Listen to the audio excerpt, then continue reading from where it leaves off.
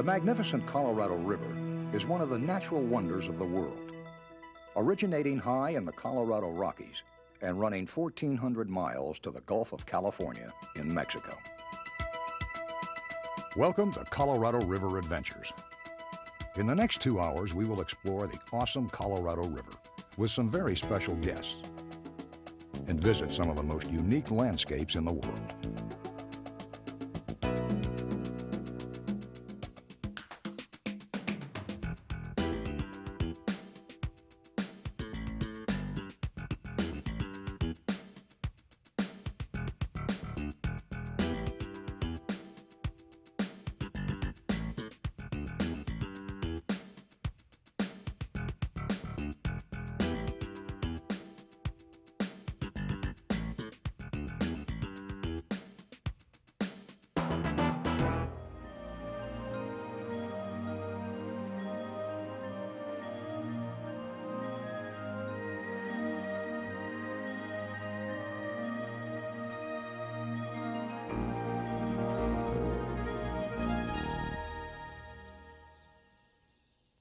I'm standing in God's country, about 8,000 feet up in the Colorado Rockies, 85 miles west of Denver in Granby, Colorado.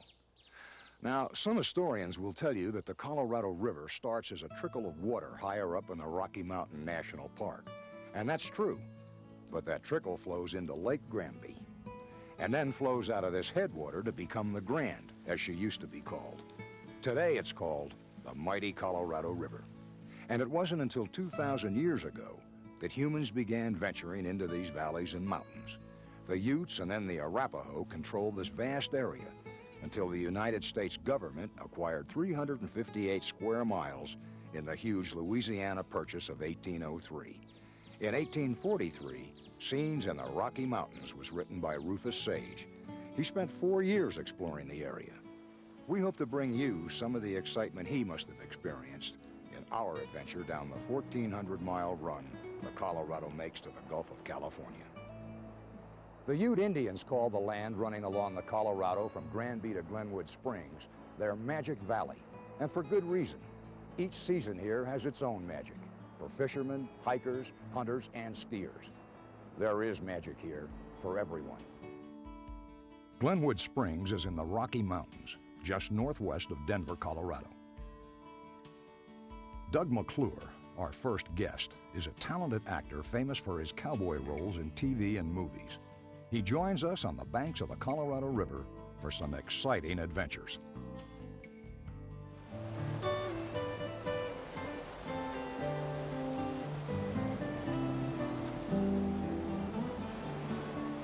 Tell you what, Doug, you want to have some fun? You bet. You know, most people go down this river in those big rafts. Well, we got a couple of canoes, and I thought it might be kind of fun to go down in a canoe. Canoe? Yeah, I can row canoe. Canoe? All right. Let's see who gets to that bridge first. Okay, you got a deal. Yeah. Let's go. Are you ready? Hey, Stacy, where am I sitting? Looks like we'll live. You'll be heading up front. Our guides, Mitch and Stacy, are real professionals with years of river experience between them. And with great confidence, we make ready for our first adventure on the Colorado.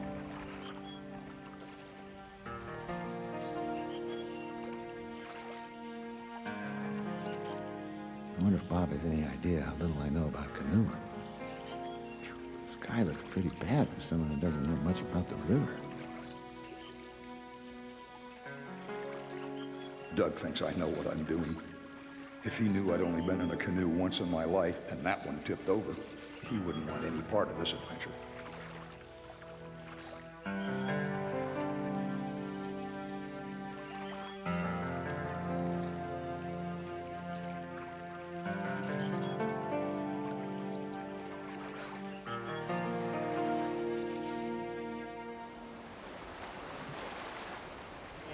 I guess that's where that bridge is down there around the corner. Down around that bend, yeah. Well, you know, it's getting a little windy here. Well, there's a front coming, it looks like, but we're going to attempt it anyway. I'll tell you one thing. We've been here for 2 days, and I haven't seen any canoes going down. Only those big rafts. I know. So this ought to be kind of fun. Yeah, this And, island is just like a Doug, barrel of monkeys, yeah. It's cold. It is cold. Whoa, it's cold down there. Well, I remember that movie with Kentucky, with Kirk Douglas. Dewey Weber. No, it wasn't Dewey Weber. He was a surfer. Matter of fact, my surfboard You're is thinking of Deliverance. Deliverance. That's with that guy. What's his name? A friend of ours. Can you do him? No, I can't. Who's that? That's it. That's the Yeah, laugh. that's him. Okay, Fuller. I reckon I'll be ready whenever you I are. guess it's going to be pretty quick now. Oh, the weather don't look too good.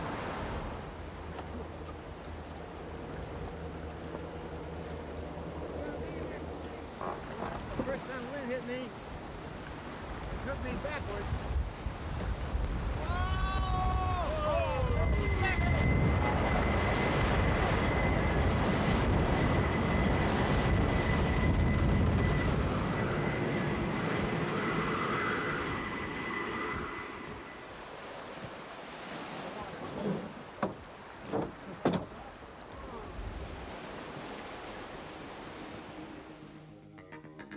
Little did we know what the Colorado had in store for us. Our guides, Mitch and Stacy, with some thoughts on our adventure. Winds were fairly calm when we left here. You could see around the corner that they were pretty bad, up a half a mile. And I thought I was going to hug the inside of the corner.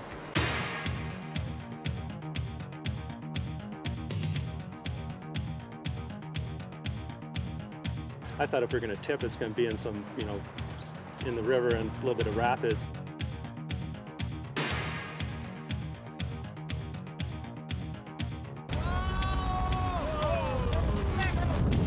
Just a huge gust of wind came up, and we're trying to keep our bow right into the wind, and it didn't work that way. It's wind just spun the canoe around, and this wall of water seemed like it came over the top, and next thing I knew, I was flipped over backwards and looked up, and there Bob was swimming, and he looked like he's doing okay, so we just grabbed hold of the canoe and tried to get it over towards the raft and towards the shore. And there isn't much we could do with a canoe full of water. I mentioned to Doug, we can learn something from this. Never go canoeing in a 60-mile-an-hour wind. And that, he seemed to agree with that.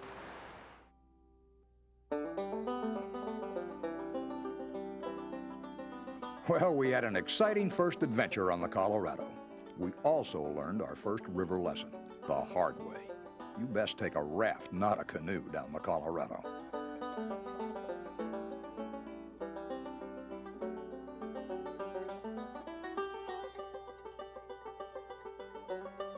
Well, I hope I didn't scare my old pal too much, because this was the last I saw of him.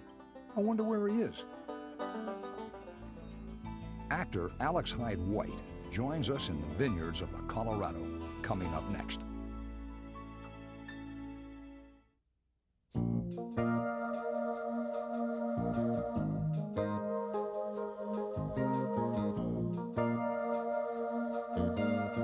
The beauty of the upper Colorado River area that runs from Glenwood Springs to Grand Junction, Colorado, is truly unforgettable. Grand Junction is just a short distance from Glenwood Springs in northwest Colorado. Alex and Parker have a lot to say about wine and the Colorado.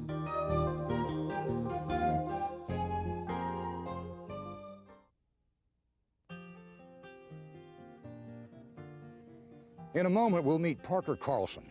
He followed his dream and made it come true with this vineyard.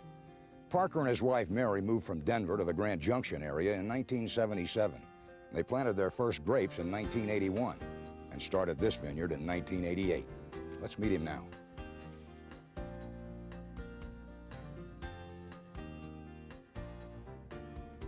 Hi, Parker. Hi, Bob. Yeah, I see you already met my pal, Alex. Yeah, I sure have. I was just asking Parker how the Colorado River affects his winemaking. Colorado River is very important to us just from the standpoint that naturally we do not get enough rainfall to supply the vines and orchards with enough water for them to grow properly. In fact, they wouldn't be here without more water. So we use the Colorado for our irrigation water, and right here the Colorado runs below us, so we have to pump it up to our irrigation canals, and then it comes around and it's piped down to each individual orchard or vineyard, and we can put on the water that we need. Ah, and what about the weather? Somehow I don't associate Colorado with grape vineyards. Yeah, it's we're high desert here. Everybody thinks that Colorado is all mountainous, but without the extra water, we would be in serious trouble. And the water actually lets us manage the weather somewhat. The winter rainfall isn't very much down here, and we can apply water right before the hard freezes start, so that the grapes are not stressed through a dry winter and they'll survive better. So wait a minute, you give the grapes a good soaking before the freeze, and that's Right. what, so they lie dormant 3 months or something? Right, yeah, they'll Wow. go dormant usually in November, and then they start budding out in, say, April. Now these grapes here, are they ready to go to harvest or what? They look real good right now, but they need about another 3 weeks just to get sweet enough. 3 weeks, is that Yeah. all? So you really got to plan ahead out here, huh? Yeah, we're thinking all the time on what's coming up. In fact, you think more about the future than you do the current. I notice you have a lot of other fruit growing on the property here. Do you utilize that with the wine also? Yeah, we make wine out of peaches, out of cherries, plums, pears, No apples. kidding. You can make it out of just about anything, and we utilize most of the local grapes and fruit here. Colorado vineyards, huh? Who would have thunk? You think we're going to get a chance to see how the operation works? Well, sure, if you'd like to come down, I'll show you around, and you can sample some stuff and go away happy. I think Alex should go for that. If I ride shotgun. Okay, come on down. Either way.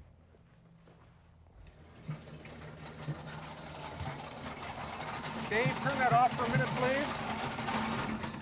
So this is the peach crusher here? Yep, this is what takes the pits out of the peaches. It makes I the see. luscious peach wine. The Colorado Pitter. Right. We just dump these wonderfully succulent peaches that you just bite into. You've had one, you had to bend over to eat it. I know, I did. I got it all over me. Yeah. They're delicious. You roll them in the hopper down there, comes down, the pulp and juice all gets beat off the pit comes out this end, everything, the juice. You're left with a box of juice. Right, and very fine pulp, and from there it's just pumped right into a tank where we start fermenting. The skin and all goes right into the wine. Exactly, yeah, Oh, everything but the pit. Would you guys like to see one of my dinosaurs? Dinosaurs? Dinosaurs. Uh-huh. Hey, Mary, come here a minute. This is my wife, Mary. Mary, this is Bob. Hi, Mary. Hi, Mary, I'm this is Alex. What she has there is some of our Tyrannosaurus Red, Whoa, which whoa. is... This is what you call them, the dinosaurs. Right, that's one of our mythical dinosaur wines. Let's try some. Tyrannosaurus Red? Yep. How clever. Very light, nice red. Hey, Parker, thanks for having us, Oh, Mary. you're welcome. Thank you for coming up here and Thank seeing you us. all. To the river. To the river. Whoa. Well, that's terrific. See? Excellent. Best river water you ever drank. We got to do some research on this, Mr. Fuller.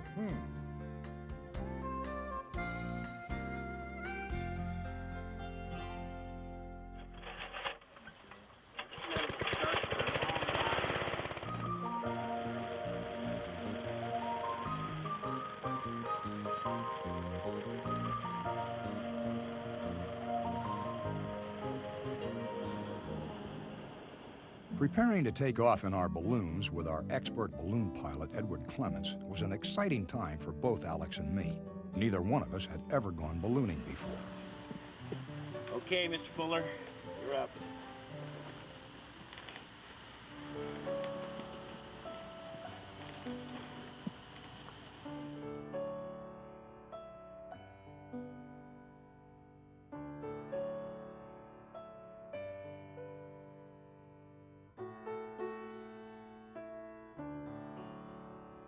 The magic of floating among the clouds, following the Colorado from the sky, it just takes you over completely.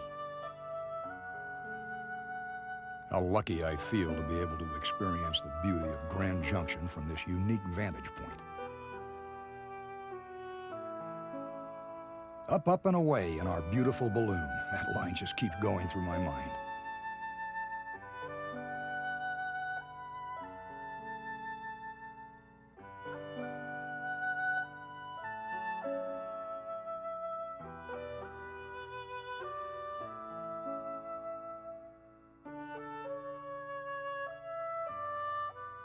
You feel like you could reach out and touch those treetops.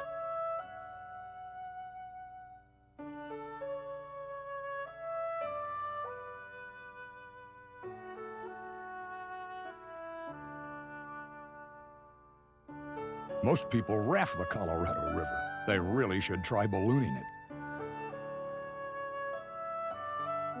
Adventures are like gifts. They come in many different wrappings. The experience of floating in beauty of becoming a part of this tremendous silence, this stillness, the sense of being a part of all that was, all that is, all that will be, is an adventure, a gift beyond words.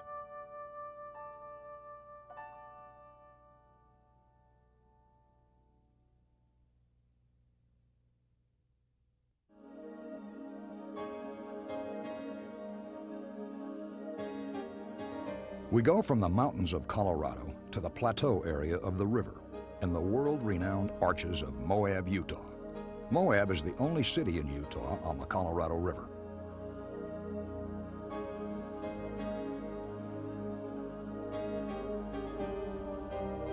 Joining me is the wonderful actor Andy Prine. Together we explore and enjoy some of the most unique land formations to be found anywhere in the world.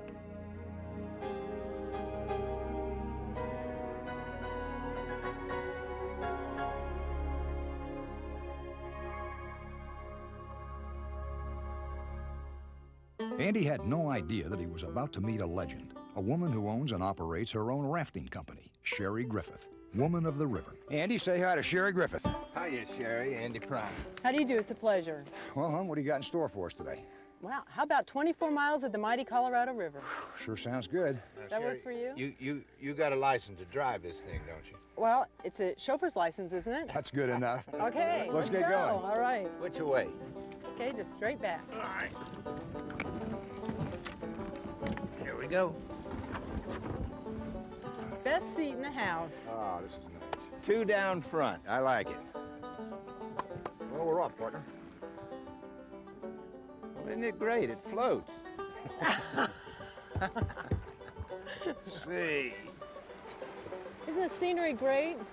You know, a lot of great blue herons are along here. See on the right? Oh, yeah. A lot of the beaver come down through here. Do you ever see any of them, or are they shy? Oh, in the evenings, you see them all the time. Here you go. Yeah? Look out. Now, beaver, muskrat, the coyotes will come down. A lot of deer. Deer, bighorn sheep. You see some big Oh, this area has the largest herd of bighorn sheep of anywhere in the U.S. Well, in the world, desert bighorns. Yeah. That's interesting. You say the beaver, of course they can't build a dam in this. Oh, they can't build a dam. Dam the mighty Colorado. So they come out and swim. So they just burrow swim. in on the shore. Huh? You show me a beaver Not that can in- dam this. Yeah. You'll be looking at a big beaver. Big beaver. A while ago, that was a beaver slide we saw. That was a beaver slide. Now, they'll make their houses in mud banks, and this is all rocky right in here. They just make a little house in the mud banks. Look what's up ahead, Andy. This Okay, looks real. Get right up on the front. Let's pull over and get our stunt man. Mr. Prine, stunt man, please. Oh, yeah, Surf City, man. Looks like it to me.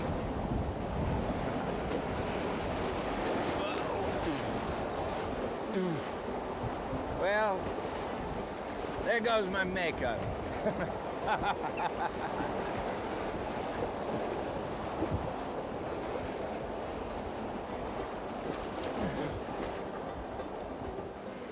This sure beats the back lot, doesn't it? Yeah, it really does, doesn't it? And the wind machine. And buckets of water they just toss on you. Absolutely. This is great, Sherry. Isn't this nice? Over here is a rancher's place. He runs his horses up in here. Geronimo was shot in here. This is part of what's left of the Geronimo set. Somebody actually has a ranch. Yeah, right up above there. Yeah.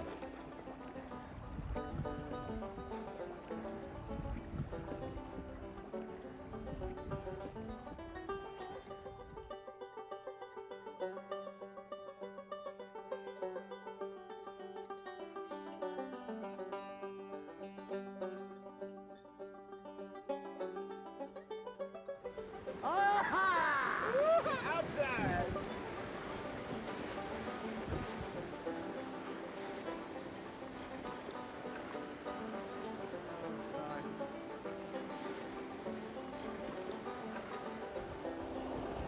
Are you hanging on back there? I hang on to the oars. That's my job. You're in this stuff, you feel like you know what it's like just to be along for the ride.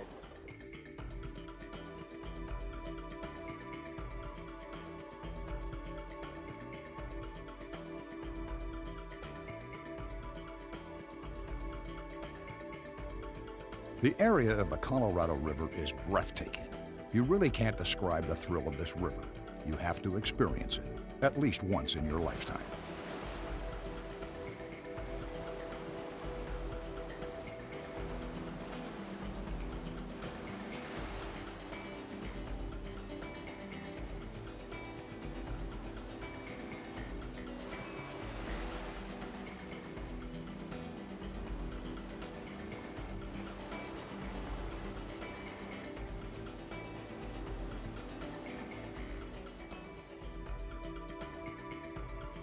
Coming up, Legends of the West, with an actor synonymous with the Old West, Morgan Woodward.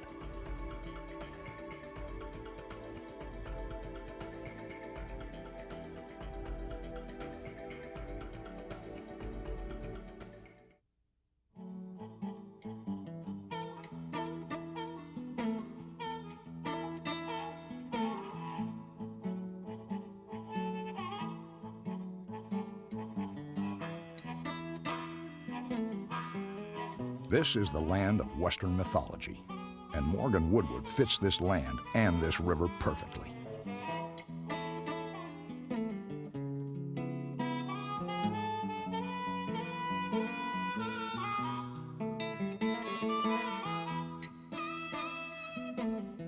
Panning for gold is just one of the many ways to find adventure on the river. We enjoyed it thoroughly.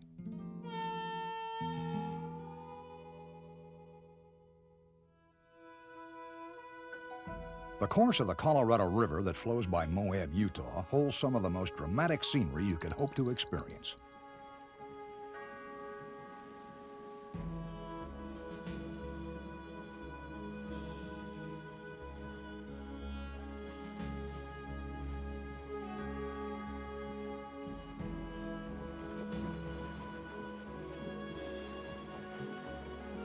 If you spend any amount of time here at all, you begin to understand how perfectly this landscape matches the many dramas that were played out here between the cowboys and the outlaws that have become legends.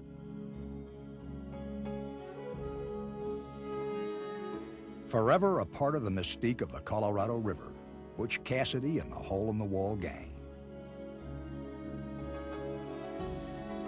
The cowboys of this area were as tough and hard as the ground they rode over.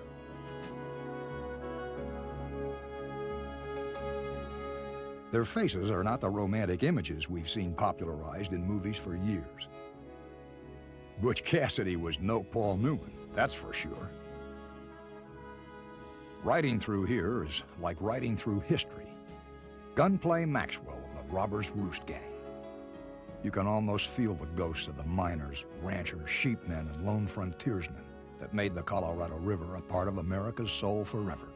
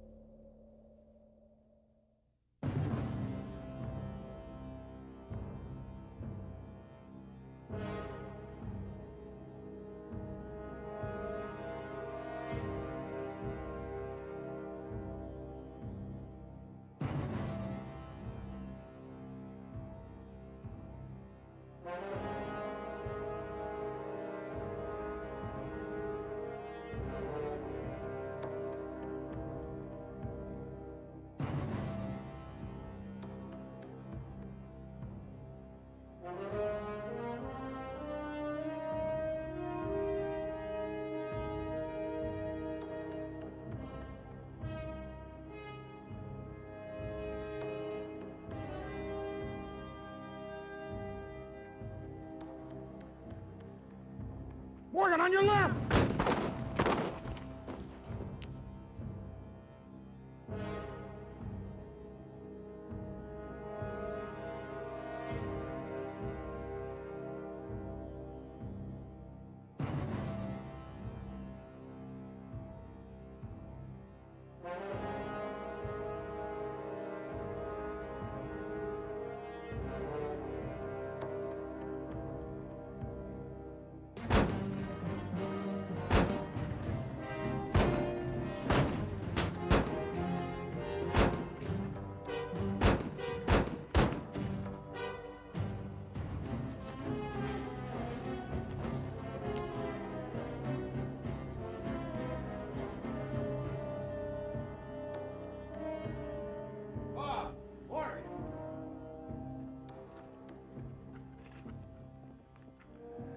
Uh-oh.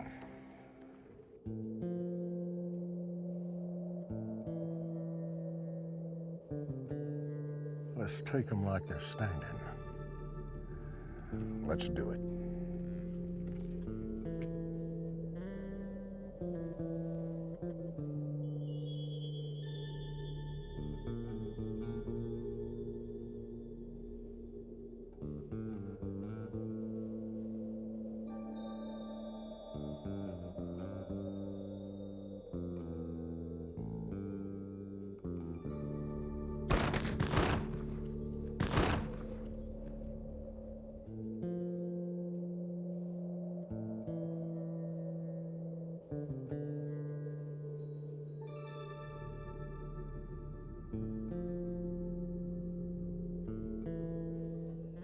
Storytelling was as much a part of being a cowboy as riding a horse.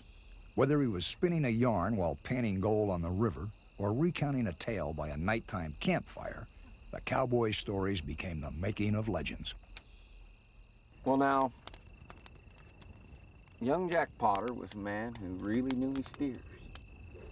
From the burr nests in their tail hairs to the ticks that gnawed on their ears, he was a Texarkan and a cowman to the settled bred and born, and it was said that Jack could count a trail herd on the moon and never miss a horn. But on a tally day back in 1884, old Jackie got to dreaming, and he surely did miss the score. The old man, he knew the symptoms. He said, "Jack, you ain't no good to me like this. I'll give you just 10 days off to go find out what's amiss." Well, amiss was just what was ailing Jack, for he'd fallen in love for sure with the gal named Cordiette, mighty purty, sweet and pure. So now Jack, he rode 100 miles, a-sweating with the thought of sweet some words to ask her the way a feller ought. "I'm just a humble cowhand, Miss Cordy, if you please, that's here to ask your heart and hand upon my bended knees." Well, it sounded mighty simple, thus rehearsed upon the trail, but when Jackie got to Cordy's house, his words all seemed to fail. 'Twas, "Howdy, ma'am, and how's the crops, and how's your ma and pa?" For when it come to asking her, he couldn't come to talk. He took her to a dance one night, and the horse she rode was his. "He's a dandy little pony," she says. "Well, yep," says Jack, "he is."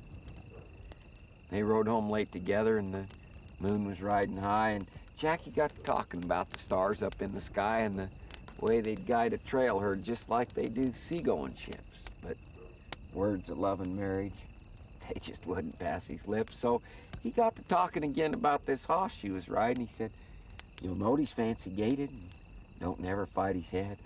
"Oh, he's a dandy little pony," she agrees, and heaves a sigh. Jack says, "Well, you could have him. That is, maybe when I die."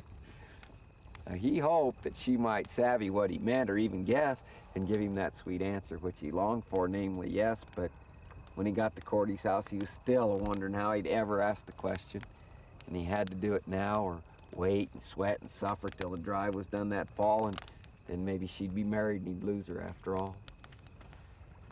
He took her saddle to the barn and he led his pony to the gate, and he said, "I reckon I'll be drifting, ma'am. It's getting kind of late."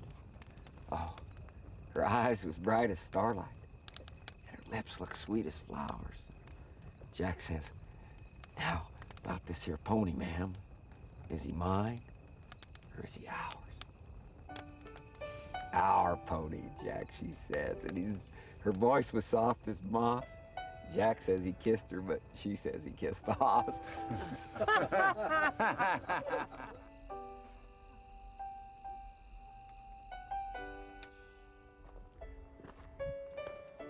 The myth and the reality of the cowboy has been a very special part of my life. And I feel very lucky to have been here along this stretch of the Colorado River and to have experienced the place these cowboys made legendary. The cowboy and the outlaw hold forever a unique place in the heart and soul of the American character. It's been a real pleasure to be a part of the Colorado River adventure, Bob. Morgan, until we meet again. I hope it's soon. You bet.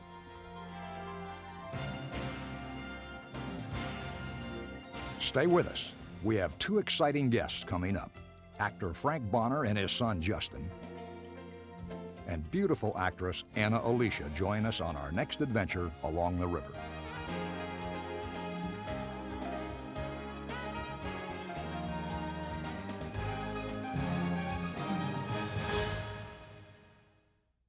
All right, this is exciting. Uh-huh, now you're gonna see Moab, huh? Yeah. Go ahead, you get in the starboard side. I'll take right. Justin with me over here.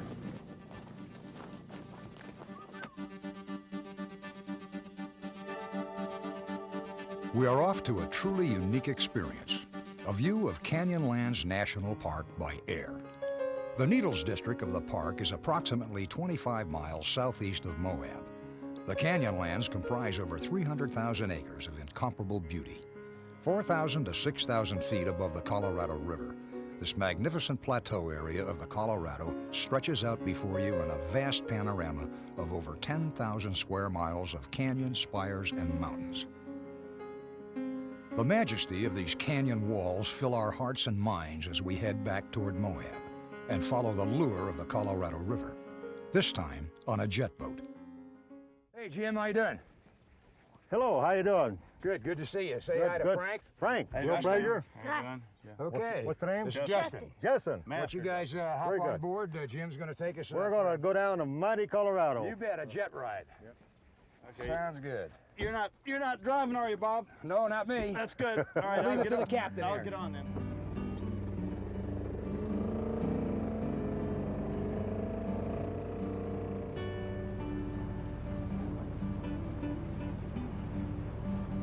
What a thrilling experience to change perspective so quickly.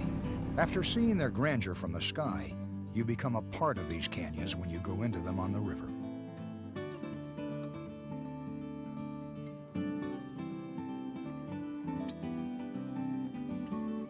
The Colorado River and the winds of thousands of years are the powerful sculptor of the formations in the Canyonlands.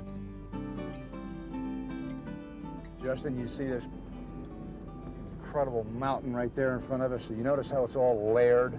Yeah. If you look real close, you can see layers. Well, I was told that every one of those layers, and there's hundreds and hundreds and thousands of them, each one took anywhere from 1,000 to 10,000 years to have a layer right there to be built up to the way that is. And that's where you get your, millions and millions of years ago for this. I think it's something like about every foot. Every foot. Every is that foot, what it yeah, is? yeah. Thousands of years.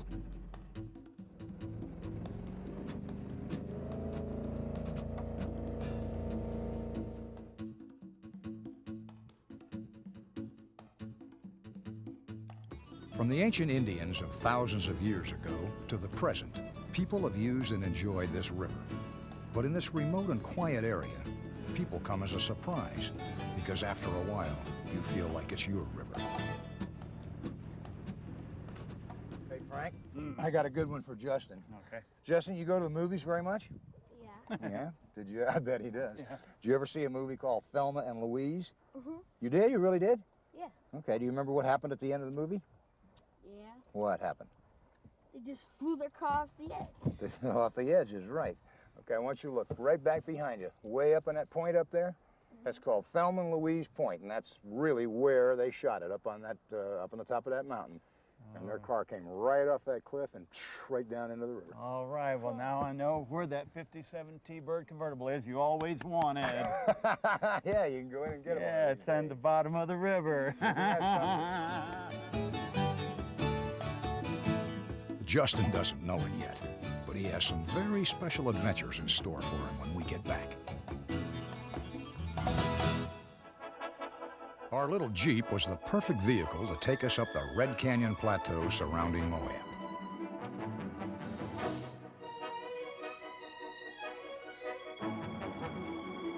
Driving higher and higher through these formidable, beautiful red walls of rock above the Colorado is truly a breathtaking adventure.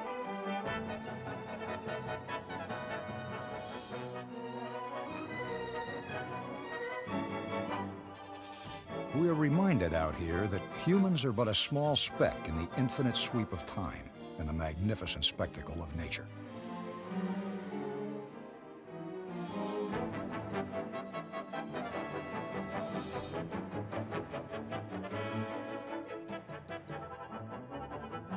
I was put in mind of the words of an early explorer of the Colorado, John Wesley Powell. Wherever we look, there is but a wilderness of rocks, deep gorges, and pinnacles, strangely carved forms in every direction, and mountains blending with the clouds.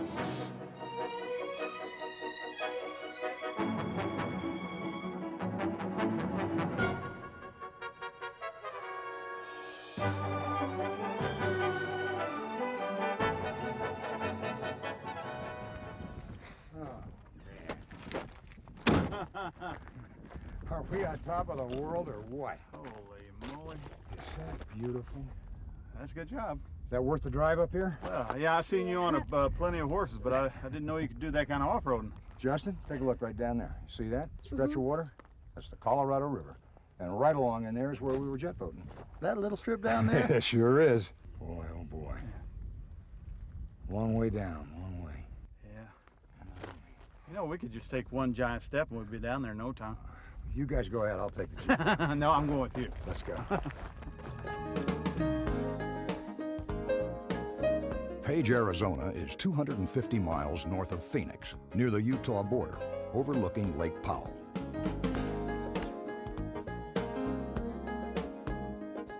Anna Alicia is an actress whose beauty matches the mystical loveliness of these superb slot caves, another treasure of the Colorado River.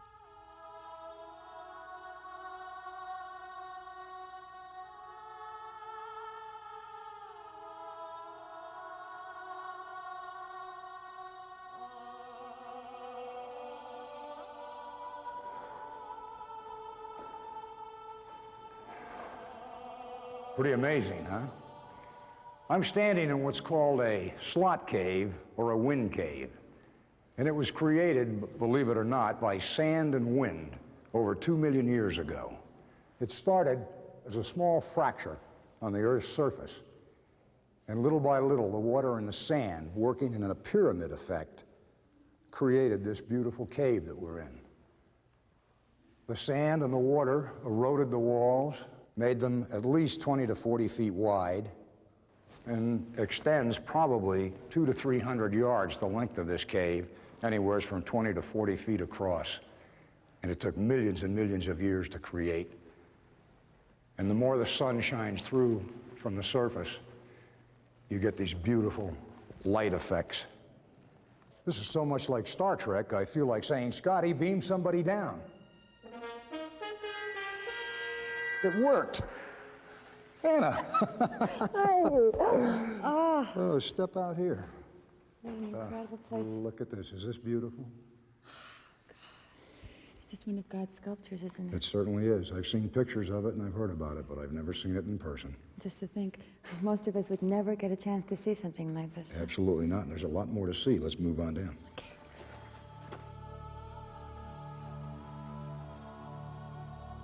Walking through a slot cave is a truly unique experience. The feeling is mystical and magical, like being in a meditation chamber in another time.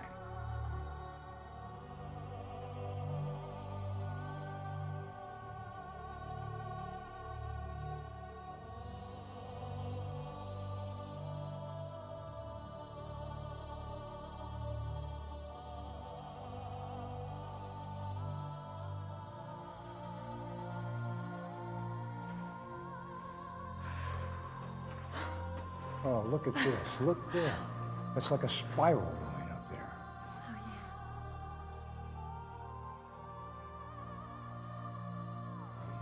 You know what? I feel like we're in this gigantic seashell. That's funny. That's what it sounds like it, too. Well, can you imagine when this was being created? The sound? What the sound effects were like with the wind and the water just... That's interesting. You know, these caves they started to be formed over 250 million years ago. So you know that at least 65 million years ago, they were just like they are right now, probably. I want to touch it, Bob. Oh, sure. Feels like sandpaper. Exactly, exactly. It's just like it's been sandblasted by the wind and the rain and the water, and that makes that effect. That's interesting you thought that.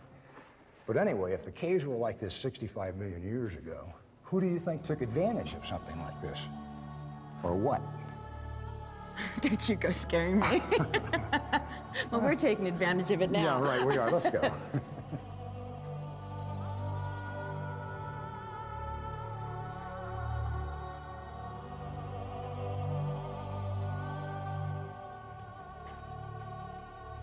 Ooh. It feels like you're in another world when you're inside there, doesn't it? Sure does. This is reality. That's amazing. It was fun, though, wasn't it? That was beautiful. Well, what do you say we go over to Lake Powell and take advantage of some of their water sports? That sounds great. Let's do it.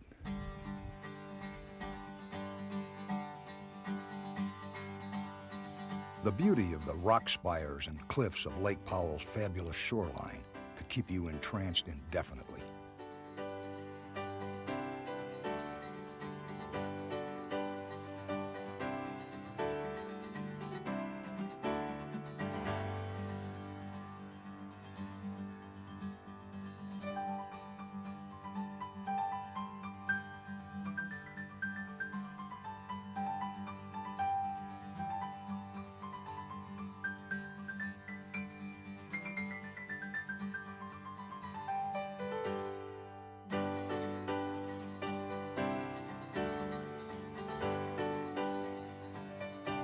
Racing over the waters of Lake Powell on wave runners gives you this unbelievable feeling of total freedom. It's really something.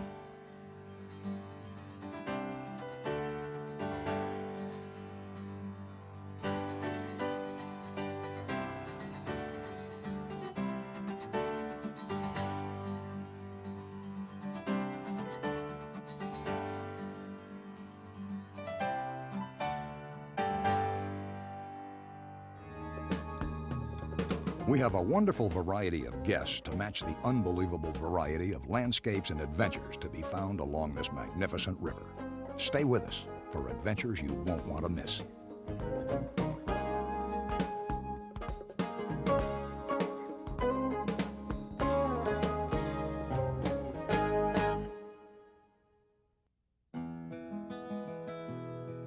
Jennifer Savage is a gifted actress and an avid sportswoman.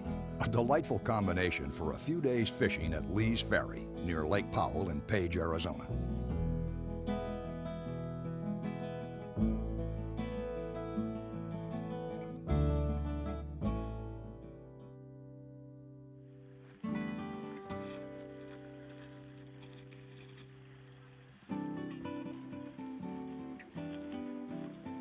We are very fortunate indeed to have two remarkable fishing guides with us, Rick Smith and Dale Whitmore, as we go after the wily and elusive rainbow trout just below Glen Canyon Dam. These two men know just about everything there is to know about trout fishing on the Colorado. Their tips on fly fishing make this wonderful sport even more fun than standing in water has a right to be. I got one! I mean, Bob! Mr. Fuller, sir?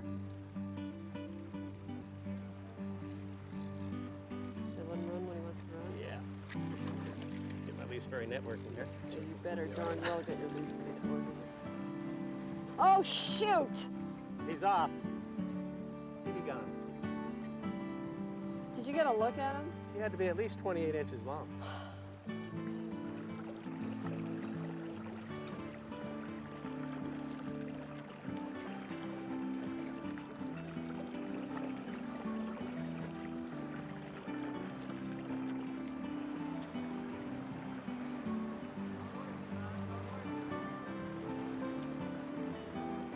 Now, some people will say the sport of fly fishing is more difficult than it is. Some people will even say fly fishing is a form of art. I say don't let any of that scare you off. All you need is a little adventure in your soul. Maybe read a good fly fishing magazine. Find a favorite stream and practice. What you'll find for your patience and effort is a little bit of heaven right here on Earth.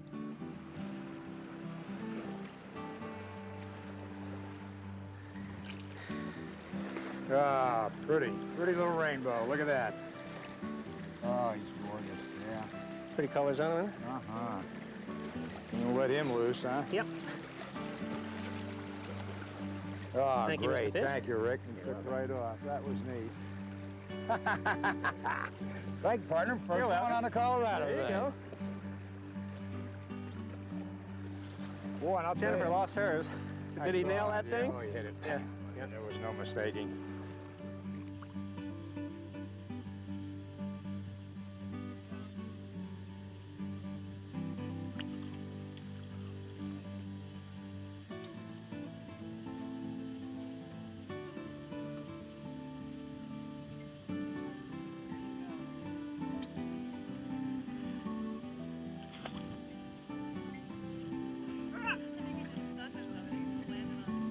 Yes, good timing.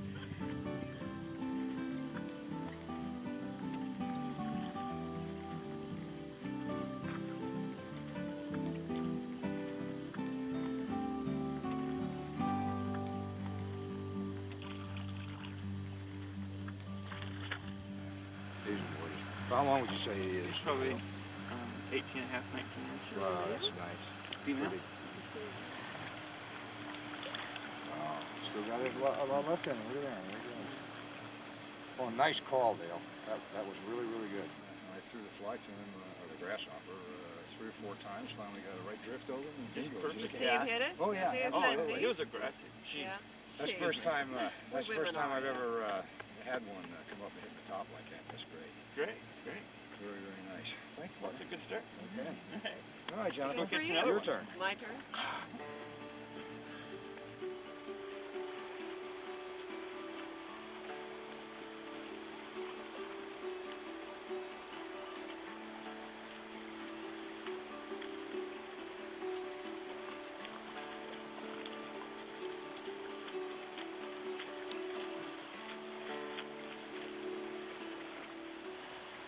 It's pretty good looking, huh? Very. Except for the one I just lost. I saw that. Yeah. I just broke the line. This is a bigger one, too. Well, I had too much pressure There on we it, go. yeah.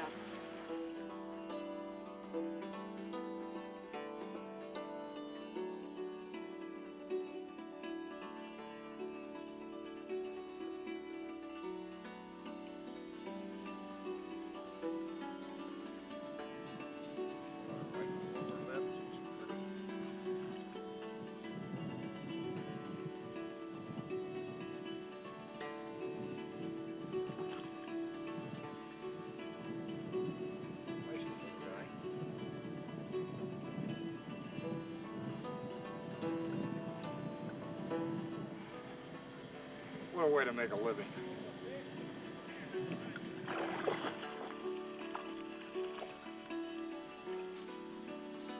Oh, look at him run.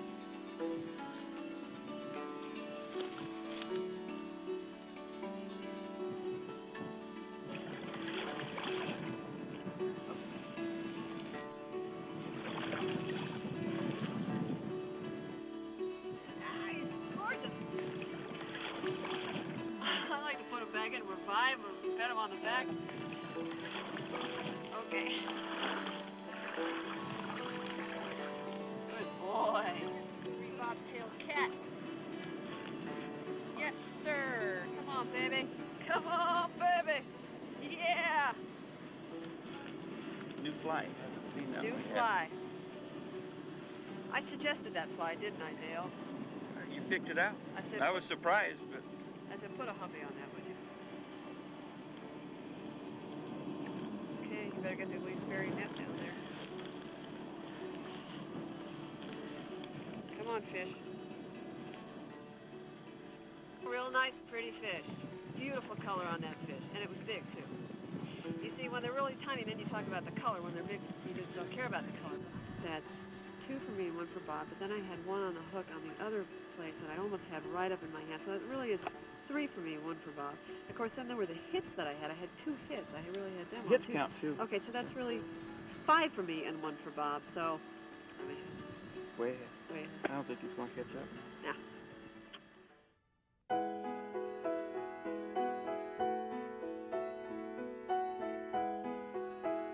There are times in your life, if you're lucky, when you really feel at one with where you are.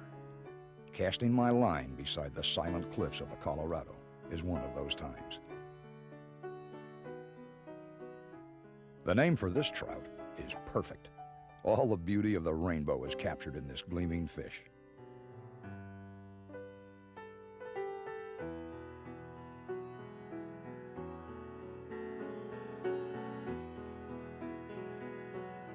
Jennifer's having so much fun. It's just a pleasure to watch her. The rhythm required of fly fishing, the natural grace of a smooth-flowing cast, quiets the mind and soothes the spirit in a way nothing else can. I guess that's why this sport has such a special hold on so many people. I'm coming. I just wanted one more cast. 1 more cast, Bob. Where have we heard that before? Well, I don't know about you, but that's the best 2 days of fly fishing I ever had in my life. And I think you outfished me. I certainly did, and you owe me money. I'll be glad to pay you, and I'm glad you outfished me. Modest. Hey, Dale, you're the best. Thank you. I really appreciate it. You really put us on the fish. Sure Without you did. and Rick, I don't know what we'd have done. Well, thank you. I enjoyed it, too. Yep. And we didn't drown. No, You held us up. Nope. Thank you for doing the show. You were a great guest, and I appreciate it. Well, thank you for having me on. We have to go? Yep. Gotta This is go. it? This is it. Oh, you don't want to go down the rest of the Colorado. You want to stay here and fish. I wished I could. Got to do it. Let's head for the barn. Okay. All right. Rev 'em We're up. on our way.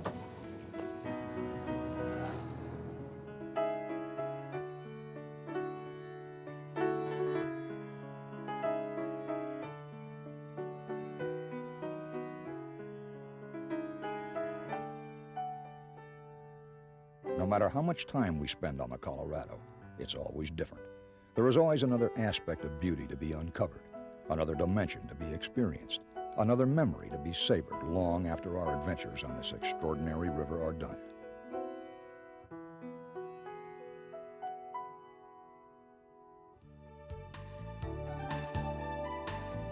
Patrick Wayne and the beauty of Navajo land with our guide Norman Brown is an adventure you won't want to miss.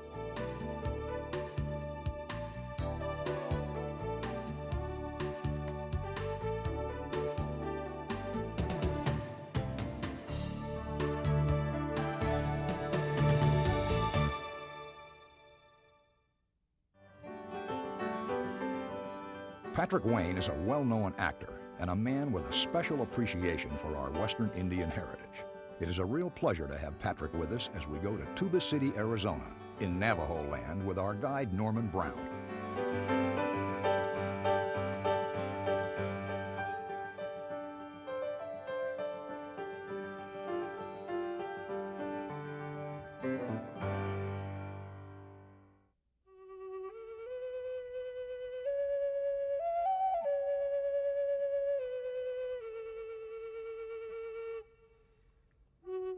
Greetings. I am a Navajo. I am a child of Mother Earth. Yat e the nenshle, now stan shema betsuinshle. I am a child of Father Sky. Yatishlish betsuinshle. I am a child of Sacred Water Woman. Tuastan betsuinshle. I am a child of Sacred Mountain Woman. Zithlistan betsuinshle. I am a child of long life and happiness. Sa'at nagay bik'eljon betsuinshle. All is in beauty. Hojo nahastli. All is in beauty. Hojo nahastli. All is in beauty. Hojo nahastli. All is in beauty. Hojo nahastli.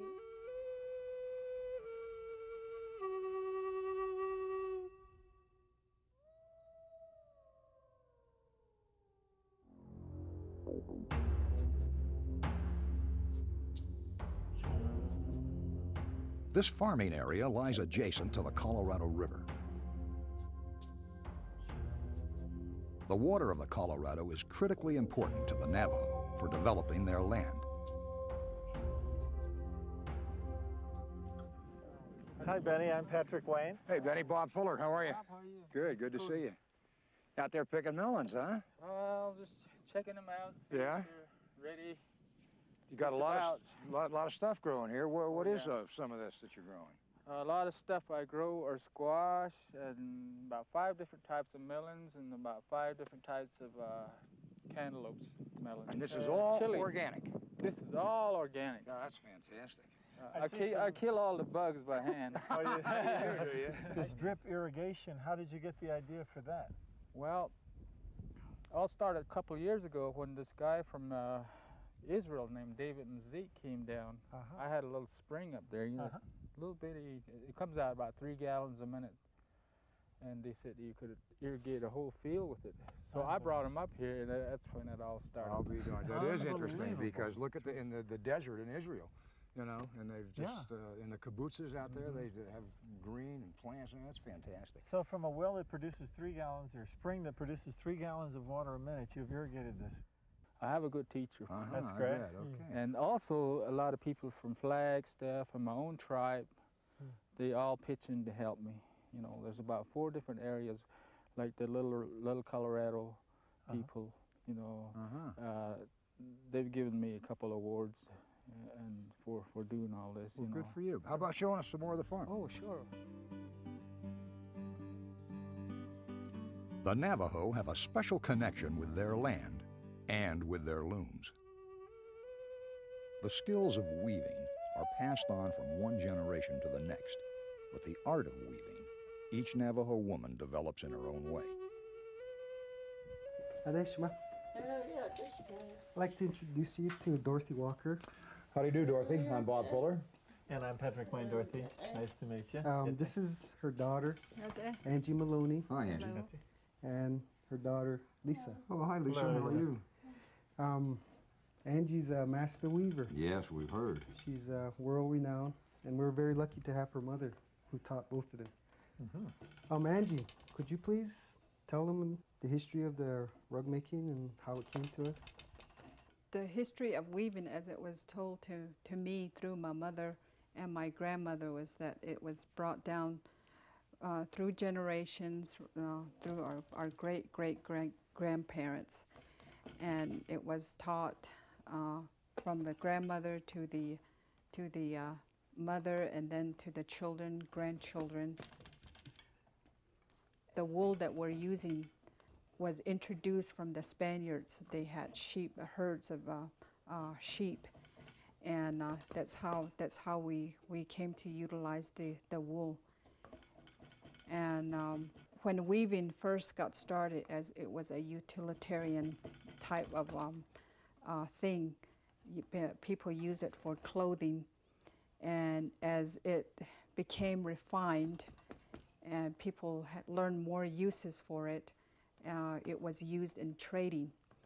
That's why we have a lot of trading posts around the Navajo reservation, where people still do take their rugs for trading or for cash. Now, how long have you been doing this, Angie? I learned when I was about 6 years old.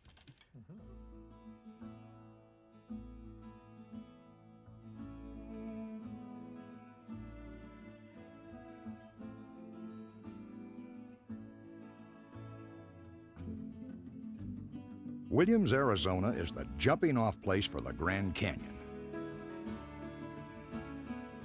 Dan Haggerty is an actor and outdoorsman who fits the Grand Canyon like no other guest we could imagine. The train from Williams takes us to our next adventure, to the Grand Canyon.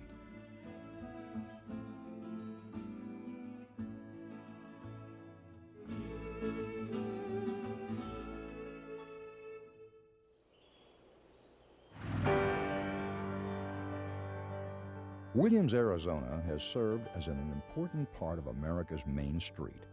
Located on historic Route 66, Williams is known as the gateway to the Grand Canyon and home to the Grand Canyon Railway.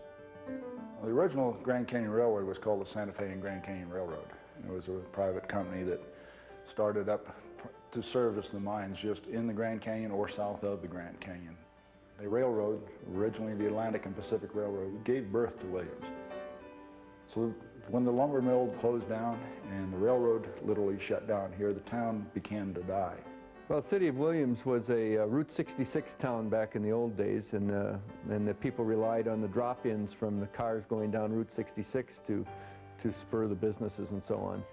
This changed in 1983 when the freeway bypassed the town. Actually, Williams was the last town on Route 66 to be bypassed by the freeway. It took them a little time to adjust and recover the new concept of bringing people in. Entrepreneurs Thelma and Max Biegert are making history in Williams. Challenged by skepticism and concern for the environment, they've restored the old Grand Canyon Railway. Well, I felt that having a railway with the Grand Canyon as a destination was one in the world, really, and I didn't see how this thing could miss as far as the public's concerned, and I felt that because of the Grand Canyon and the environmental problems, that we could do a lot of good at the same time. So we went ahead and started the project. So when the railroad got started again here in 1989, the town began to come to life again. People cleaned it up, fixed up businesses, reopened businesses that they had closed down. New people came in, started businesses. So not only is this a good scenic tourist ride to one of the greatest destinations in the world, it's a very environmentally conscious railroad. People who have driven in, say, from Texas or Southern California, sort of feel a relief when they get on the train. They park their cars, they relax, they prepare themselves for their trip to the canyon. It's like going back to yesterday. Experiencing shootouts is always exciting.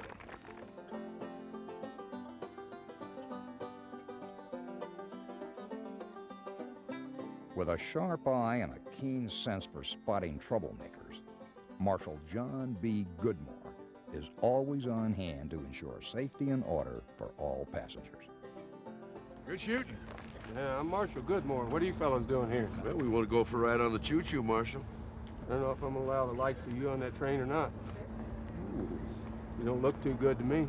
Well, I can vouch for him. He's a good guy. I'll vouch for him. He's not bad himself.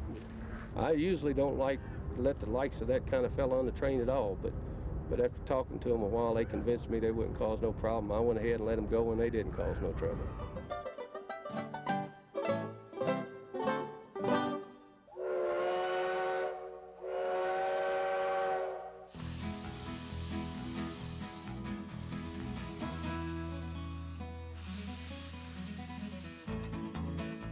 Trains have a special magic for people of all ages. Boarding the train is like stepping back into time. During this 2.5-hour journey, you'll relive the Old West in the tradition of kings, presidents, and cowboys. Winding our way through 65 miles of open plains and forest conjures up vivid images of the cowboys and sheepmen that worked across this beautiful land.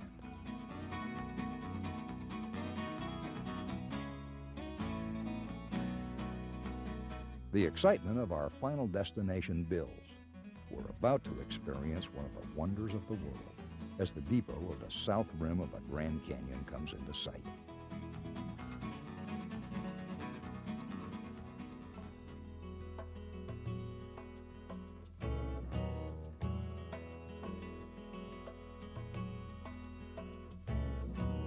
The Grand Canyon, 277 miles long and over a mile deep, ranging in width from 600 feet to 17 miles, is one of the world's most spectacular works of art. Carving its path through millions of years of Earth's history, the mighty Colorado River fought its way to the Sea of California. The Colorado's rush to the sea helped create the magnificent wonder that is the Grand Canyon.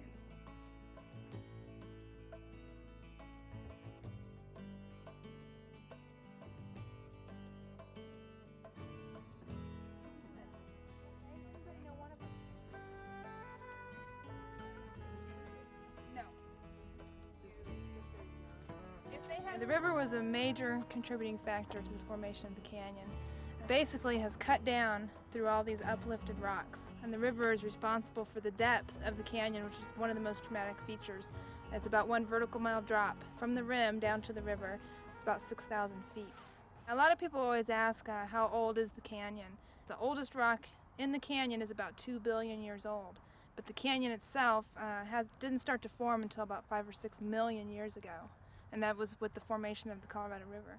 First of all, there's hard rocks out there and there's soft rocks. And it comes down to a very basic and simple concept that when soft rocks erode, they erode into slopes. And when hard rocks erode, they break off in sheer cliffs.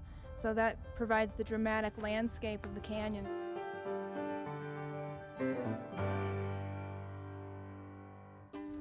The mules of the canyon are practical and useful, and they're not known for their beauty. But you don't have to look far to find the majestic beauty of the elk and deer that roam the canyon area. There is a wonderful farm not far from the canyon near Williams, where the Colorado adventurers can directly experience the animals of this incredible Grand Canyon country.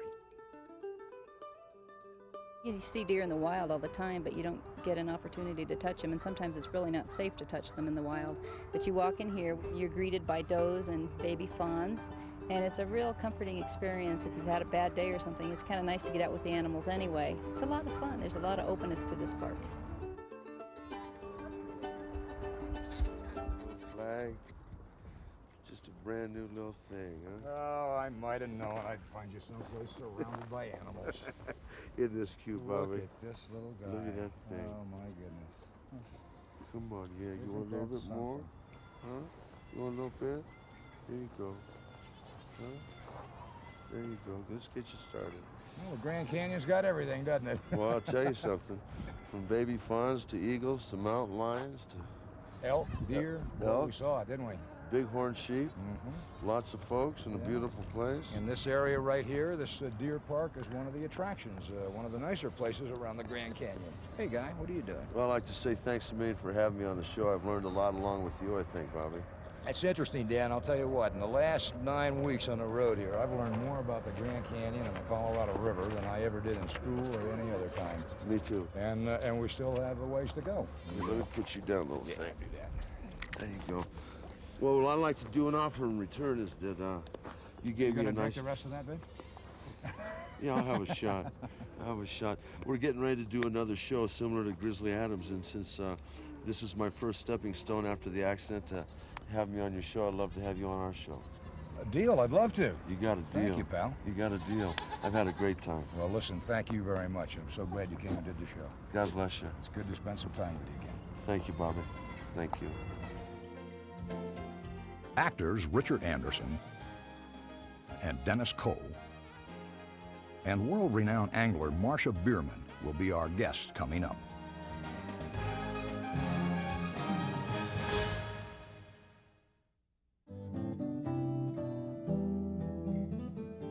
Las Vegas, Nevada is our next adventure on the Colorado.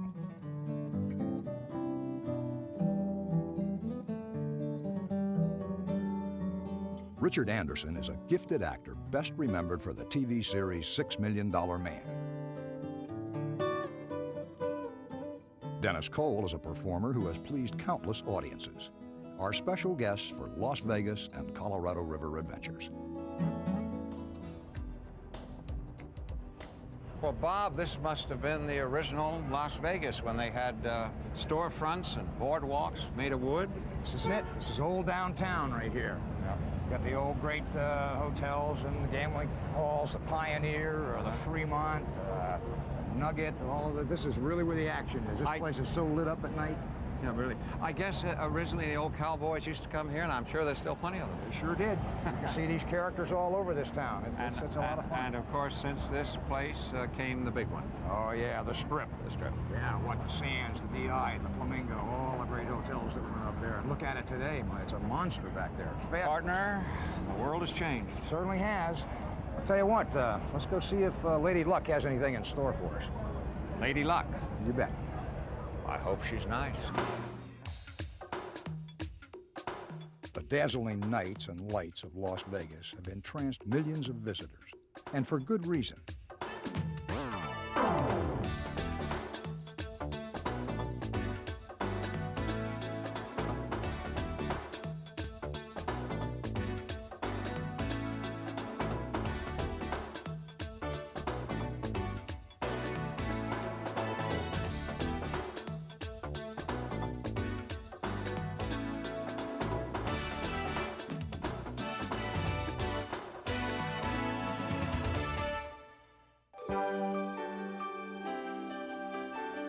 From the dazzling lights of the Las Vegas Strip to exploring the intricacies of a trout hatchery on beautiful Lake Mead, just outside of Las Vegas, is quite a leap.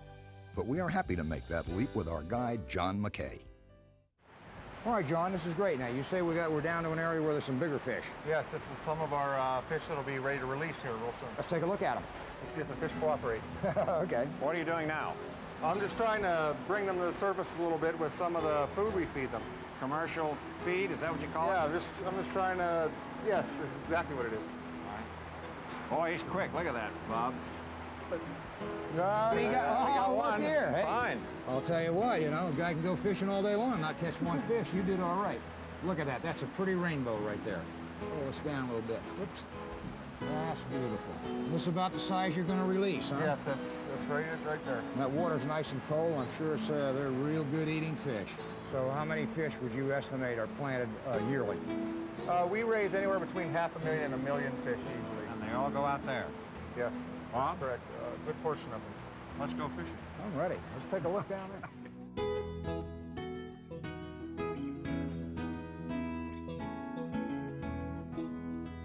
The Colorado River has made the water sports of Las Vegas possible, and Dennis Cole and I make the most of it.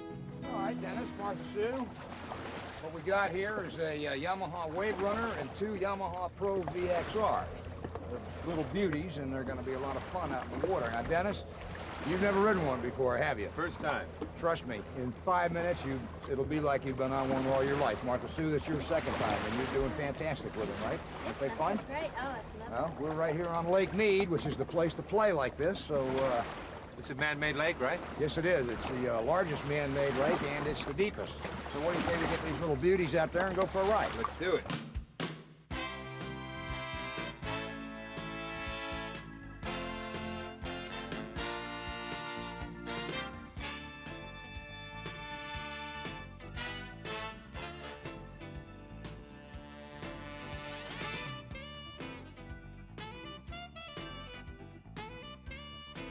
This magnificent lake attracts over 8 million people each year. There is no closed season for fishing here, or boating and swimming for that matter.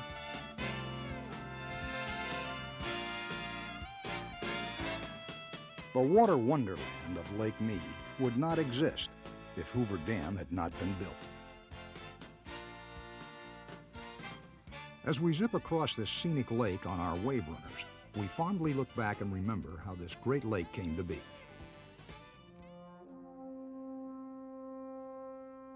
Hoover Dam, the monolith man-made structure that holds back the Colorado River to form beautiful Lake Mead.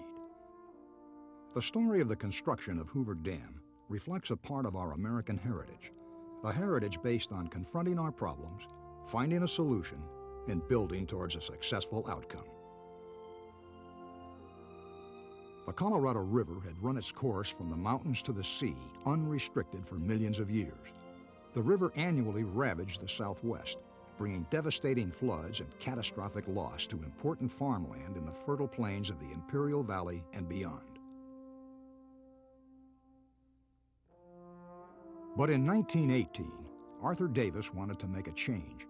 Being the director of reclamation, he proposed that the Colorado be controlled by a dam of unprecedented height and proportion, located in Black Canyon on the Arizona-Nevada border. Government and reclamation officials came to the site to work on the details involving the logistics and planning stages of the dam. Then on September 17, 1930, the word came down from the Interior Department that this dam could and would be built. It was to be called Hoover Dam, in honor of the then President of the United States, Herbert Hoover. The lake created by this dam would be the largest man-made lake in the world, designed to hold the Colorado's normal flow for 2 years, or enough water to flood the state of Pennsylvania 1 foot deep. The Great Depression was on, and times were tough. Boulder City, a small town 7 miles southwest of the dam site, became the oasis in the desert for the 5,218 men who built this megastructure. This monumental task required giant versions of otherwise regular-sized machinery, trucks with a 50-ton capacity, a plant that would prepare over 16 tons of aggregate each minute to mix with cement and water. Cableways that would support 150 tons of weight for concrete and steel delivery to the bottom of the canyon. But machines were only half the story in the success of this project. The men who worked on Hoover Dam were a special breed, laboring in the blistering desert heat reflecting from these barren canyon walls. These men faced long hours, high climbs, and dangerous circumstances daily. But when the dam was finished in less than 2 years, these men had built a structure greater in volume than the largest pyramid in Egypt, a structure which required 100,000 men working 20 years to complete. Many times, pictures tell the story, but in this case, the numbers speak for themselves. The structure stands 60 stories tall and is 2 residential blocks thick at the base. Nevada Highway 93 crosses the top of the dam in a subtle curve that spans 1/4 mile.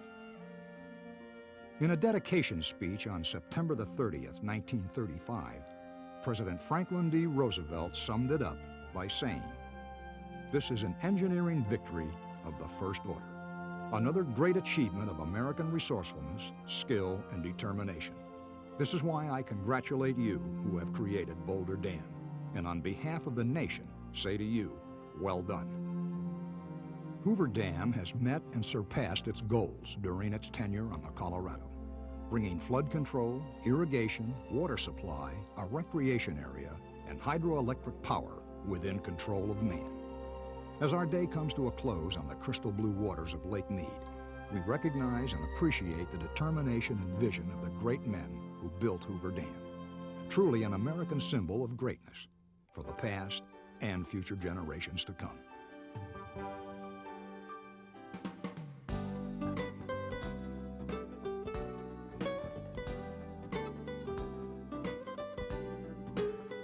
The Colorado River divides Bullhead City, Arizona, and Laughlin, Nevada. Both of these towns on the banks of the Colorado have exploded with growth over the last decade due to the glamorous gaming casinos of Laughlin. Laughlin is situated where the river borders Arizona, California, and Nevada. But the lovely Lake Mojave, the fishing and water sports of the Colorado River, are what excited Marcia and me the most. It's amazing to find yourself looking forward to a day's fishing in the middle of the Mojave Desert.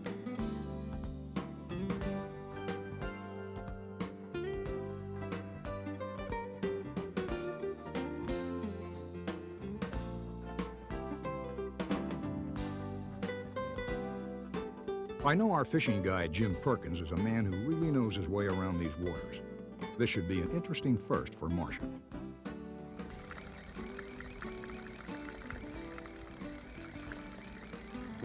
Get the gaff. Small fish. Hit it from the side. Caught him right behind the eye. Okay, there you go. And there's your big fish. Yeah, boy, that's my trophy for the day here. The diamond that he's got on Marcia. Where's that spine you're talking about? All over. You got my finger bleeding already. Every time they hit you around the head here, you got those little sharp spines.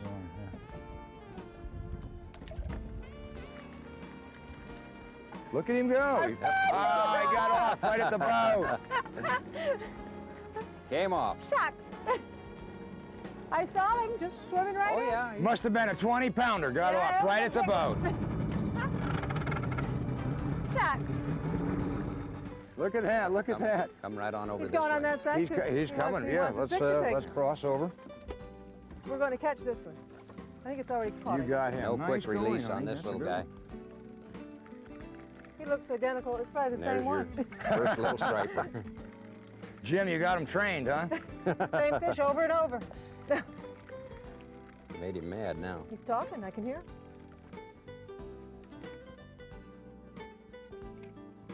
There he is, your first little striper.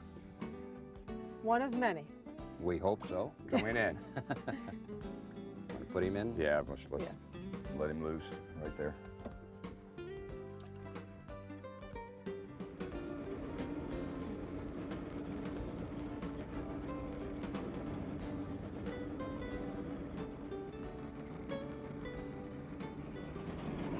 Is this pretty tame to you? After, It's like bait fishing. It is, huh? I see. Well, I enjoy bait fishing. I enjoy fishing for anything. Yeah, you do. Really well, do. That's good. That's. I have my favorite, but. What is the favorite? Marlin. Marlin. Big marlin. Big marlin. And I heard that you caught one that weighed, what, 1,300 pounds? I caught two within a year and a half. One was a blue that weighed, we figured about 1,300. And the other was a black that they estimated over 1,100. And how fast did you bring him in? The blue was 18 minutes and the black was 23. That's incredible. It's so hard to believe. You see all these guys out there taking 2 and 3 hours to land these fish. And you do? You stand up with a gimbal and that's it, huh? And a harness. Yeah. Well, now, do you have a line class record? I don't kill them, so I don't get records. Good for you. I mean, you can't weigh them and see. It just doesn't work. So. That's good. Well, I want to see you one of these. They would both have been records. I want to see you one of these days. I think it would be a lot of fun. Standing up one of these marlin. You would like to do it too. Oh, sure, I'd enjoy that. Yeah. I've caught marlin before, but it's much more fun standing up. 285 pounds is my biggest marlin, and it did take me about 25 minutes to get him in.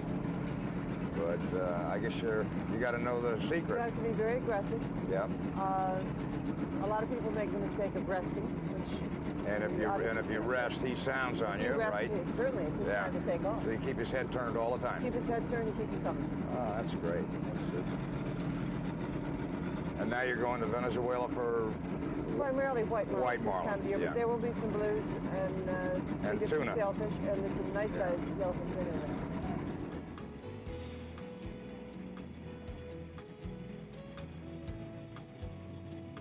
Marcia and I are as patient can be, like good anglers everywhere.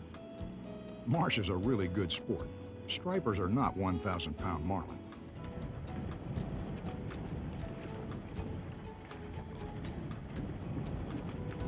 Grab Marcia's. How you doing, Marcia? I got him. Got him. Atta girl, look at this, a double. Which one's bigger? Whoop! I didn't like that comparison. I think they're about twins, yeah. Oh, no. Mine's definitely bigger, but you can see now that they're together like this. True. At least by an ounce. It is true.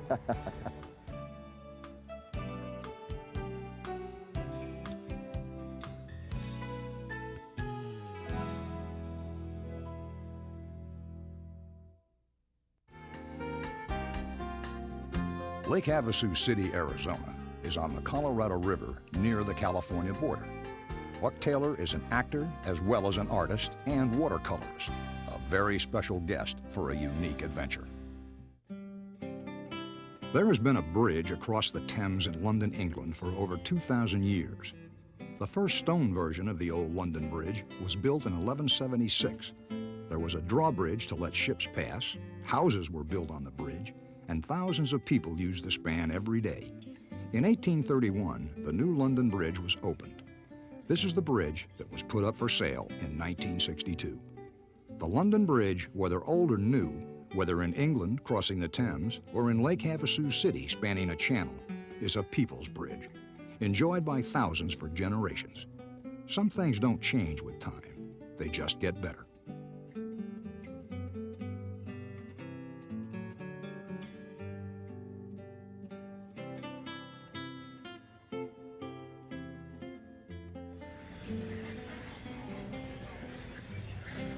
Could have bet $1 I'd find you painting something. You know, Bob, before I got in the picture business, I wanted to be an illustrator. So I went to Chouinard Art Institute in Los Angeles. But I became an actor, kind of a stuntman actor, and I thought, gee, this is easy, I'll do this. So I didn't paint for 25 years. About 5 years ago, I started painting again. Well, I'm sure glad you're painting again. Well, I got a second career, and I'm just doing terrific with my paintings. I prefer watercolor, and I call it the fly fishing of painting because it's very unforgiving. You got to do it fast. It's got a light touch to it, and the painting should be executed fast. In this case, this is Lake Havasu, those mountains over there. And I start out with a wash sky, then I come in lighter with the mountains, and I get darker in here, as you can see over there. That's pretty. You kind of look at the darks and lights, and then come in here and Well, you're a double threat there, my friend. I You're don't a know. heck of an actor and a heck of a painter. Well, you know, I've always admired your Texas Ranger painting. Yeah. How long ago did you do that? I did it about a year ago. Did you? It's two Texas Rangers bringing in some prisoners across the river. Yep. I showed it to a couple of Texas Rangers, and the guy said, only one thing wrong with it. I said, what? He said, it only takes one of us. Of course they'd say that. Yeah, but they're a great How bunch. long have you been working on this piece right here? I just started, and this is what you call a field sketch. It'll be a completed painting, but it'll be kind of rough. Something I can refer to later. Right. When I get back in my studio Oh, and I really do see, something. and really to it. get into it and It might enhance it. It in might other turn words. out to be all right anyway. You never know it. It's kind of a watercolor is a happy accident. And hopefully, it's looking awful good right artists now. have more happy accidents than bad artists. What a rare pleasure it is to share the process of creating something beautiful.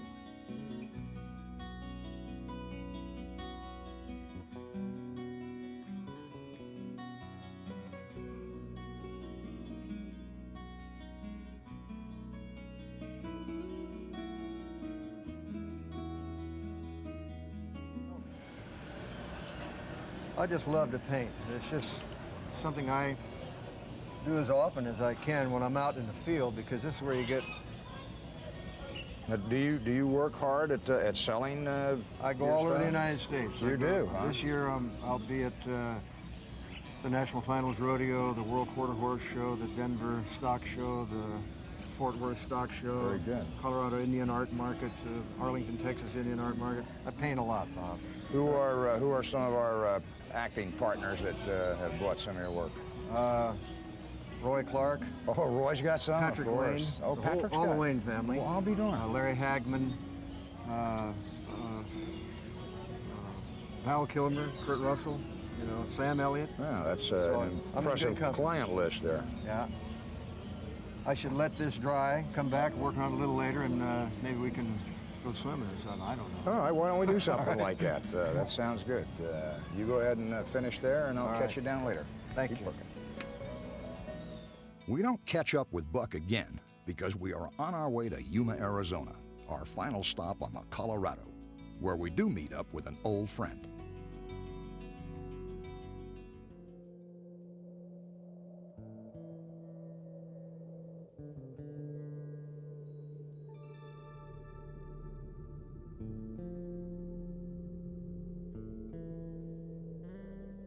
The Yuma Territorial Prison in its time was referred to as either a hellhole or a country club on the Colorado. Join me for a unique tour of this institution.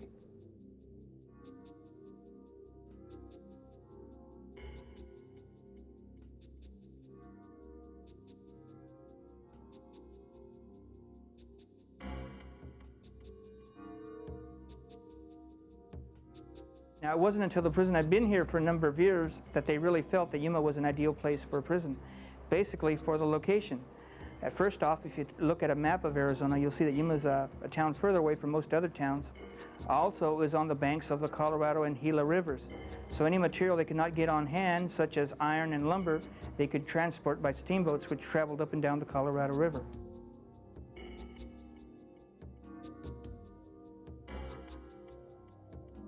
The incredibly intense heat of the desert could be unbearable. When it was full of prisoners, I imagine it, during the summer months it might have been quite a, as it has been called, a hellhole. Number one, you have 6 men to a cell. They take showers only once a week. During the early years of operation, you had a bucket for sanitation, so you can imagine the stench of the area. Also, you'd wake up at 6 o'clock in the morning, you'd be out working, you'd be back at 5 p.m. And you'd work 6 days a week. 1 day off would be on Sunday. So any desire to escape would have been basically taken away from you just by being tired. But even so, we did have 138 escape attempts.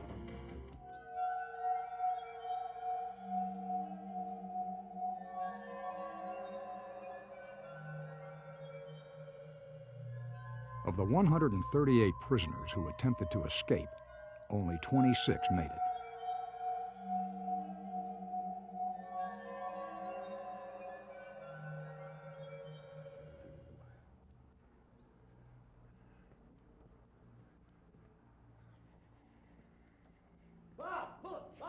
Bob, is that you? Bob, over here, over here. What? Doug, what on earth are you doing in there? Beats the heck out of me. When I left you in Glenwood Springs, I've been coming down the river. Why did you leave me like that? Every time I get to a place, they said you just left. So I said, well, I'm going to beat him. I know he's going to be at this here prison. So I got here before you did, didn't I? Well, you did, but what happened? Well, that's just it. You see, I came in here early last night, and then I heard this clang, and well, look, there's a little guy walking around. He's got a key. He's got a uniform on. Would you go find him for me, please? Sure, sure. I don't remember his name. Little guy. You won't miss him, Bob. Yeah. Don't go away. I'll be right back. Yeah, don't go away. I'll be right. Bob. Bob! Now, look, you will come back, won't you, Bob? Bob!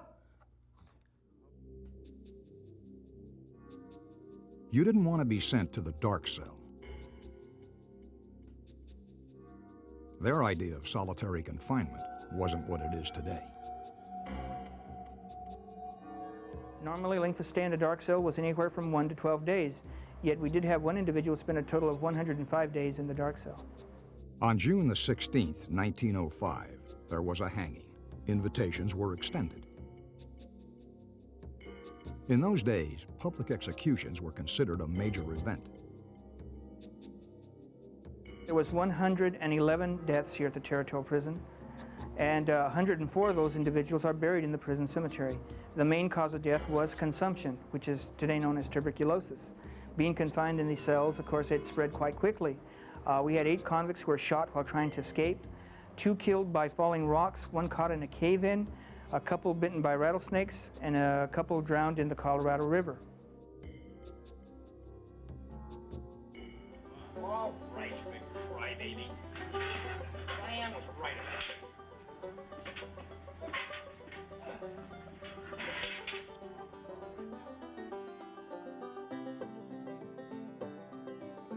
In 1951, Yuma Mayor Walter Ingalls announced that the historical prison would be restored. Clarissa Windsor moved into a wing of the old mess hall to begin the long process. The prison was declared a state park in 1960.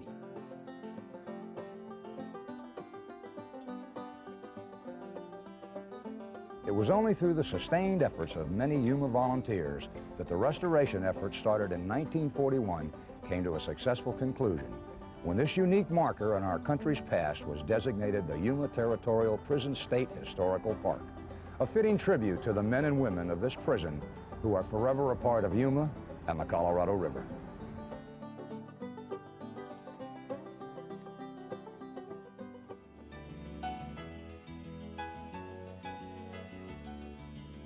The Colorado River has made Yuma, Arizona possible. Well, there it is, the All-American Canal. This is the last stop for the water from the Colorado River before it goes into California and into Mexico. Mexico gets some of this water. Oh, sure. We have a treaty with Mexico, and they get a certain amount of water from the Colorado River every year. Well, that's good. You know, I know it's going this way, but somehow it looks like it's going that way. But it's going that way. Yeah, that's the swirling of it. Yeah, well, I get my directions messed up a little bit. But now when we were at the Imperial Dam, now what happens from there? All right, all the water from the Imperial Dam is siphoned off through canals that come all the way through Yuma, Arizona, and southern Arizona. I think they irrigate about 150,000 acres of southern Arizona, the Colorado River does, and from the Imperial Dam, at least 50,000 acres around greater Yuma are irrigated by it. When I was there, I found out they grow lettuce, broccoli, and cauliflower. Yes, they do, and some wheat and some cotton. And 2/3 of the water that comes out of the Imperial Dam goes to irrigation, and only 1/3 goes to the city. So that's pretty interesting. Well, it is, and it's also been great for me because I started with it at the beginning of this thing. So I had to get here, and it's a tie as far as I'm concerned. We started at the beginning. That was a race, wasn't it? It was a race. Yes, well, I don't know. I think you beat me because I had to get you out of jail, if I remember right. You got me out of jail. See, boy, I was sweating in jail. I wouldn't want to have been back there in jail. I didn't want to be in jail anytime, but back there. Sweating is right. Oh, it was hot. That's why I got this on. But it's been a joy to be with you. Well, so now I understand. It comes from here, and they channel it from here to all these different places. And we got the treaty in Mexico. Right. Oh, I've learned a lot on this show. Absolutely. Boy, I've learned a lot. And I sure am happy you did it with me. Me too, partner.